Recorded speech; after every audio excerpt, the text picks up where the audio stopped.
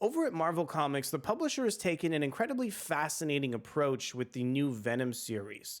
The title, created by Ram V, Al Ewing, and Brian Hitch, really puts the Venom franchise in a different direction by leaning into the science fiction nature of the title. And one of the things that I love about it the most is the fact that it's been able to pass the Venom mantle over from the traditional symbiote host, Eddie Brock, to his son, Dylan. And one of the most kind of interesting plot threads of that title is how Normie Osborn's grandson, Normie, was also given a symbiote towards the recent issues of that title. And now Marvel Comics is looking to capitalize on the grandson of Normie Osborn with his very own title in Red Goblin #1. My name is Arco Brannock, and let's go ahead and dive into some symbiote hijinks hosted by much younger characters. But before we dive deeper into the video, I want to go ahead and encourage you to consider subscribing to the channel and hitting that like button if you enjoy our content. Next up, I want to share the creative team behind the wild and twisted Red Goblin #1.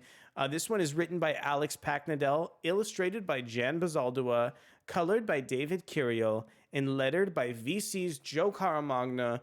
We have a horrifying cover for the first issue that I'm going to show you in just a moment over from InHyuk Lee. I want to go ahead and read off Marvel's solicitation text for the issue to introduce a little bit of Normie's life. The newest and deadliest Red Goblin, spinning out of the pages of Venom. Normie Osborn receives his own symbiote at last. As a new Red Goblin, will Normie fulfill his destiny as an Osborn, or will he and his symbiote try and make a difference for the better? And let's go back and show off this gorgeous cover over from InHyuk Lee. I love sort of like the dastardly way that the Red Goblin is sort of, staring into the audience on this cover. I just think it's so creepy and fascinating over to behold. And I feel like I just needed to take a step back here and say, I cannot believe we are reading a symbiote story based on Normie Osborn's grandson, but this issue was an absolute delight. I really enjoyed some of the writing over from Alex Paknadel, as well as the really clear art from Jan Bazaldua. It's so fun to get a younger, goblin character that also has that links to the symbiotes. And I really enjoyed the fact that this is not really written for kids. This is an adult-oriented tale filled with violence, but it just sort of has that energy that comes from having a younger core character.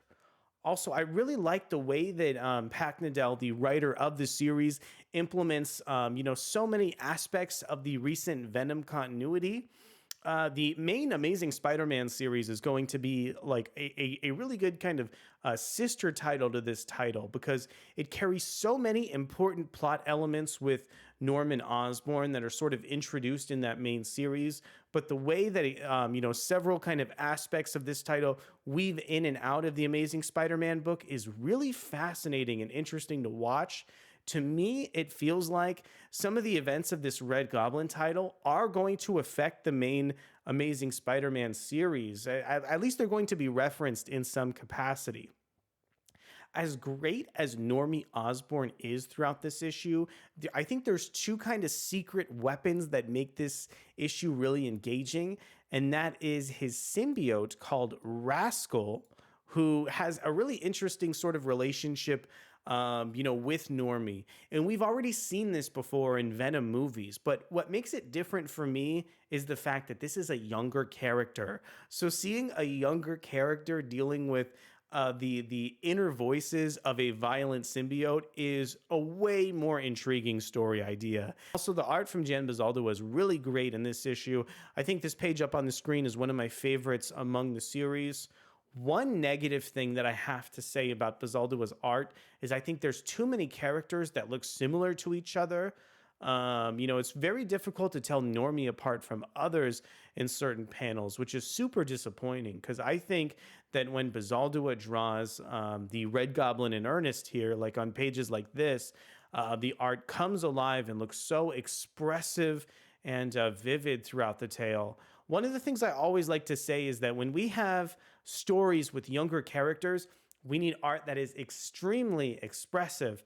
And I think that Bazaldua has like a nice curved line and draws nice expressions on these different characters. I especially like kind of the referencing to previous Amazing Spider-Man stories, with Normie's big grin over on this panel on one of the first pages of the issue. One of the things I want to go ahead and focus on in our review here is the approach that they take to Norman. From the main pages of The Amazing Spider-Man, we've seen Norman try and reform himself now that his sins have been cleansed. And it's been such a wild ride watching Norman try and not fight against Peter Parker and fight some of his, better demons. It's made him more likable as a character and has given him such sort of like a fascinating plot direction for him to embark on. He has a positive relationship with Normie, but there's all these sort of lingering elements in his character that he hasn't quite, put home to roost here. So, watching some of those negative feelings bubble up to the surface and having him try and repel those feelings from Normie is just about as emotionally deep and complex as you could hope for a carnage-based story to be. So I was really happy to see some of that aspects fleshed out. Another thing that I really enjoy is how Marvel has been sort of like fleshing out the universe of the goblins a little bit more now that we have so many of these goblin characters running around. And I think that they're trying to kind of clean up and reshuffle the deck towards the end of the issue with some interesting kind of characters from continuity that are relevant to the goblin world who are returning in this story. So really interesting to see that. I also like the fact that we get the opportunity to see Normie Osborn in some plainclothes settings as well as suited up. So that's going to be really interesting to see as well a little bit later on in the story. The other aspect about this series that I'm really curious to see is how it might go on to influence the main Venom series in future issues, as well as Normie has continued to pop in to the Venom title kind of throughout its run in various issues. So those are some of my thoughts over on Red Goblin. I think this is a super fun way to expand Marvel's Spider-Man franchise to have even more characters. The approach of taking younger characters in a setting that would traditionally be more violent really helps make this title stand out amongst some of its contemporaries. Also, the way that this book is using some of the very smart plot elements from The Amazing Spider-Man with, Normie Osborn's current characterization is also very smart. And I hope that, we continue to kind of see this cohesion between titles like Red Goblin, Venom, and The Amazing Spider-Man as well. I need to commend Marvel's editorial a little bit for kind of plotting and planning these things so tightly throughout all these different books. So I want to know from you, what were some of your thoughts on Red Goblin? Number one, did you like the art from Jan Bazaldua as much as I did? And what were your thoughts from some of the really emotionally complex writing from Alex Paknadel? Thank you guys so much for checking out the video, and we'll be back really soon for more excellent comic book content. Thanks so much, and we'll see you soon. Bye.